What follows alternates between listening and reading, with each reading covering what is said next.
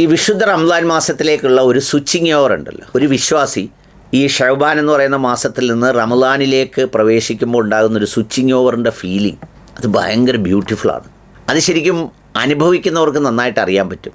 നമ്മൾ ഒരു സാധാരണ അന്തരീക്ഷത്തിൽ നിന്ന് വേറെന്തോ ഒരു അന്തരീക്ഷത്തിലേക്ക് കടന്നതുപോലെ ആ കടക്കൽ ബാഹ്യമായ ചുറ്റുപാടിൻ്റേതല്ല. കാരണം ബാഹ്യമായ ചുറ്റുപാട് ഇന്നലകളിലുള്ളതുപോലെ തന്നെയാണ് ഇന്നുള്ളത്, മിക്കവാറും നാളെയും അതുപോലൊക്കെ തന്നെയാവും. പക്ഷേ റമദാൻ എത്തി അല്ലെങ്കിൽ റമദാനിലേക്ക് കടന്നു എന്ന് പറയുന്ന ഒരു ചിന്ത വരുമ്പോഴേക്കും എന്തൊക്കെയോ നമ്മളിലൊരു മാറ്റം. ഒരുപക്ഷെ എനിക്ക് തോന്നുന്നു ഈ പ്രവാസത്തിലാകുന്ന മനുഷ്യർ അല്ലെങ്കിൽ മറ്റിൽ പ്രവാസി ഈ വലിയ ദീർഘമായ അവധി കഴിഞ്ഞ് ചിലപ്പോൾ 6 മാസത്തെ അവധി കഴിഞ്ഞ് ഗൾഫിലേക്ക് എത്തിച്ചേരുന്നവരോ തിരിച്ചു വരുന്നവരോ ഒക്കെ ആയ ആളുകൾ ആ ഒരു സ്വിച്ചിങ് ഓവർ 2 നാടുകൾക്കിടയിൽ അനുഭവിക്കുമായിരിക്കും. പക്ഷേ മാനസികമായി വളരെ നിർവൃതിയോടെ വളരെ വ്യത്യസ്തമായൊരു ഫീലോടുകൂടി ഈ റമദാൻ ആകുന്നു എന്ന് പറയുന്നതിൻ്റെ ഒരു ഫീലൊരു വല്ലാത്ത മൂഡാണ്.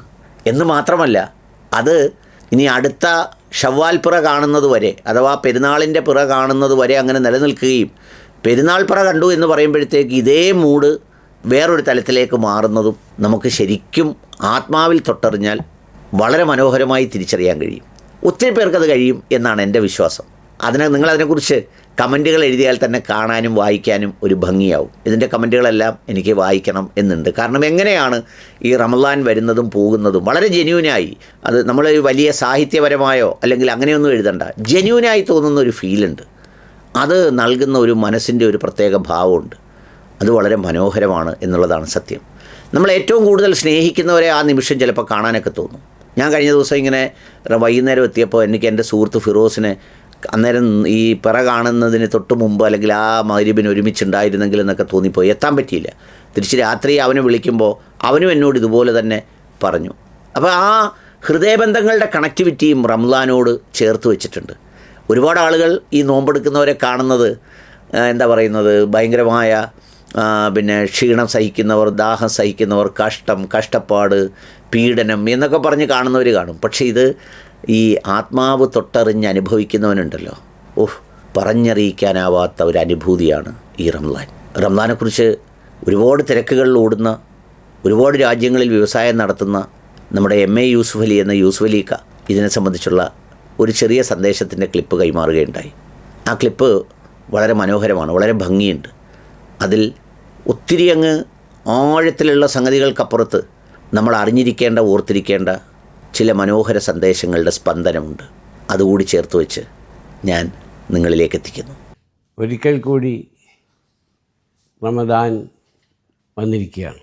സ്നേഹത്തിൻ്റെയും സാഹോദര്യത്തിൻ്റെയും മത സൗഹാർദ്ദത്തിൻ്റെയും ബുദ്ധിമുട്ടും വിഷമങ്ങളും ദുഃഖങ്ങളും മനസ്സിലാക്കാനുള്ള ഒരവസരം കൂടിയാണ് ഈ പരിശുദ്ധ റമദാൻ.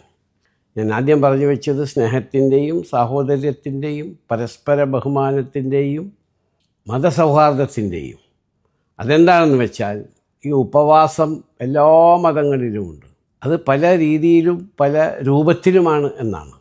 നമ്മുടെ നോമ്പ് എന്ന് പറയുമ്പോൾ സുബഹി നമസ്കാരത്തിന് മുമ്പ് മുതൽ മഗ്‌രിബ് നമസ്കാരം ബാങ്ക് കൊടുക്കുന്ന വരെയുള്ള സമയമാണ് നമ്മൾ വെള്ളം പോലും കുടിക്കാതെ, ഭക്ഷണം കഴിക്കാതെ, ദൈവത്തിനെ മാത്രം ആലോചിച്ചുകൊണ്ട്, അത് നമ്മുടെ വയറിന് മാത്രമല്ല നോമ്പ്, നമ്മുടെ കണ്ണിന് നോമ്പ്, സംസാരത്തിന് നോമ്പ്, നമ്മുടെ പ്രവൃത്തിയിൽ നോമ്പ്, അതിനൊക്കെ ഒരു റെസ്ട്രിക്ഷനാണ് നോമ്പ്. ലോകത്തൊരുപാട് ആളുകൾ ഭക്ഷണം കഴിക്കാതെ വിഷമിച്ച് ജീവിക്കുന്നുണ്ട്, ഒരു നേരം ഭക്ഷണം ശരിക്കും കിട്ടാതെ.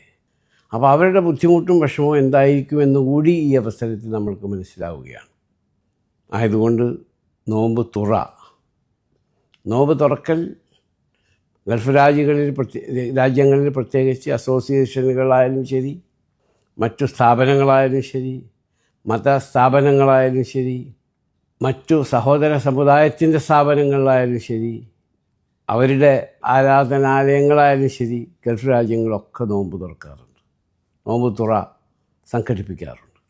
രാജനും മുഹമ്മദും ആൻ്റണിയും ഒരുമിച്ചിരുന്നു കൊണ്ട് ലോകത്തിന് തന്നെ മാതൃകയായ നോമ്പ് തുറ നമ്മുടെ ഗൾഫ് രാജ്യങ്ങളിലാണ് കൂടുതൽ, നമ്മുടെ രാജ്യത്തും നമ്മുടെ സംസ്ഥാനത്തും ഒക്കെ ഇതുണ്ട്. അപ്പോൾ എല്ലാ മതവിഭാഗങ്ങളിൽപ്പെട്ടവരും ഒരുമിച്ചിരുന്ന് നോമ്പ് തുറക്കുക, അതൊരു സാറ്റിസ്ഫാക്ഷൻ കൂടിയാണ്. നോമ്പ് മഗ്‌രിബ് നമസ്കാരത്തിന് ശേഷം നോമ്പ് തുറന്ന് നമസ്കരിക്കുക, അത് കഴിഞ്ഞിട്ടുള്ളൊരു സാറ്റിസ്ഫാക്ഷൻ, അതൊരു പ്രത്യേക